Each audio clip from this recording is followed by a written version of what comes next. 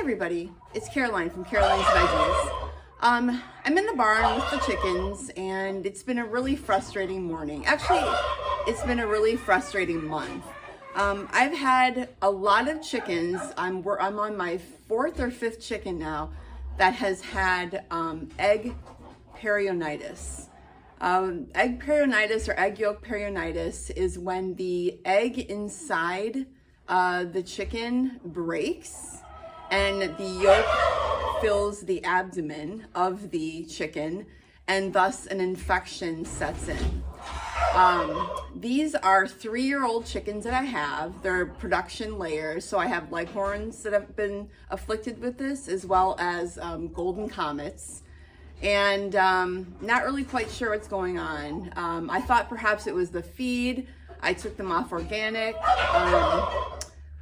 But I'm thinking, along with one of my other chicken friends that I go to her for advice, that it's more than likely some sort of bacteria that's gotten into the coop. I do the deep litter method in the winter. I did clean the coop a week ago, but we'll see. So I'm putting my chickens on a course of antibiotics. I have them on amoxicillin now, so hopefully that will take care of any infections and hopefully they will continue to be able to lay. This I got off foyspigeon.com, but since I work at Tractor Supply, but we've been out for a little bit, you can get fish mox or fish amoxicillin and put it in their water. But please remember that when you put antibiotics in their water, any bird's water, you cannot eat their eggs while they are on this because you will be ingesting the amoxicillin or the penicillin. Also, after you're done putting that in their water, there will be another week. So basically you'll have them on it for 5 to 7 days. And then there'll be an additional 7 days that you cannot eat their eggs because the penicillin or amoxicillin is still in their system. One of the ways that you will notice that your chicken has egg yolk peritonitis is that they will be afflicted with what is called ascites, A-S-C-I-T-E-S, or water belly. Basically, the only way you're gonna know that if you pick your chickens up on a regular basis and palpate them. So for this one, for Betsy, she's a golden comet.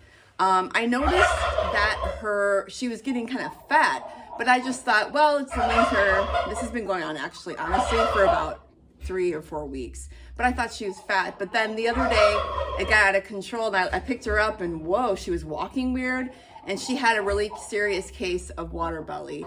So I'm not going to show you in the video how to do it because I've already done that.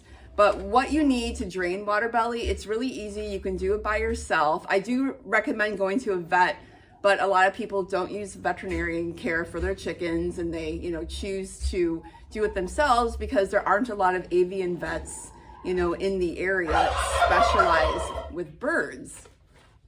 So what you're going to need is, where did I put it? You're going to need a syringe. So if you can palpate and feel that the chicken has a lot of fluid in her abdomen, you're gonna need a large syringe. So I recommend a 35 cc syringe because I pulled 3 of these syringes, 3 of these big hockers out of her, and there was still more that leaked out through the puncture holes. You're also going to need a needle. So I recommend that you go with a 16 gauge needle, 1 inch or 1.5 inches. So the way needle numbers work is the higher the number of gauge, the smaller the needle. So you want something that's wide, that's going to suck out that egg yolk. Because if it's a little tiny needle, that fluid is going to be too thick to pull out through the syringe. So when you have your needle and you have your syringe together, it's really easy. What you're going to do is, come on Betsy, it's okay. what you're gonna do is you're going to put the needle, you can see she's still really wet and whatnot from the needle because it's been draining. You're going to take the needle in the syringe, I don't have it together, but you're going to stick it right below her right leg. So this is her right leg, right here and inside. You don't want to hit any other area because you don't want to pierce any organs. But you will notice afterwards that the skin will be discolored, it will be bruised. And that is normal. And you'll also notice that the fluid is going to leak out for a little bit. So just realize that it's fluid, it's normal. There's a puncture hole in her abdomen, the fluid is draining out. That's what you want. And then you want to put her on a course of antibiotics for 5 to 7 days. So this happens a lot. I do think it's due to some sort of bacteria. But this happens in older chickens. It can happen in any chicken, but it is more prevalent in production layers, like your Rhode Island Reds that you get from the hatcheries, the Leghorns, anything that's spitting out a lot of eggs, you have additional ovarian problems that can happen. So, you know, unfortunately this happens with chicken care, and I'm trying to figure out what's going on. So hopefully I can, and we can have these girls start laying again, because it's been tough, man. Out of 11 chickens, I'm getting like 1 to 2, maximum 3 eggs a day. It's really frustrating.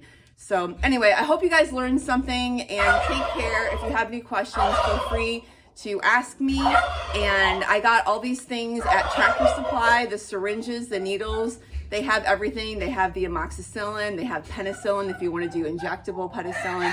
They have everything that you need. So thank you very much, guys, and take care.